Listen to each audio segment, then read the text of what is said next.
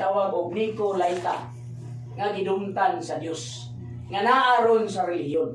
Unsa man ay naa sa relihiyon mo iso nga gidumtan sa Dios? Ingon siya sa sa Revelation chapter 2 verse 6, I have one thing against you, na siya usa ka butang nga gidumtan ang pagtulunan sa mga Nicolaita. Nga ang Nikos nagpasabot nga habog, ilit ang mga laity katong mga ubos, mga common believers. So ang nahitabuan na mga igsoon sa reliyon, sa Roman Catholicism na dito ang gitawag og papal system, no? The hierarchy, no? From pope to bishop, archbishop, down to the alagad. Nya kamong tanan, kitang tanan nga rita apilya, mga laity ra kita, suking tigpaminaw ra kita. Amen mga igsoon. Kung adto mo ka sa reliyon, ang tawag ko sila gitawag na siya pastoral system. So naa na sa Efesio 4:11, ilan ang giadapt? Na mga ebanglista, mga propita, mga apostoles, mga pastor, magtutudlo.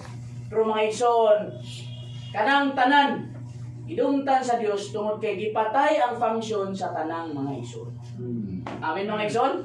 So dito sa relihiyon, bisan pagwa kay basa-basa Biblia, bisan pagwa kay ampo-ampo, bisan pagwa kay pahimulo sa Ginoo, basta mulingkod lang ka, maminaw lang ka, muhalad lang ka sa opening box, daog na, hilangin na ka. Amen mga igsoon? Unya, ang termino pag inana ba sir, pag dako imong halad, imong mansyon dito sa Ulawan yun.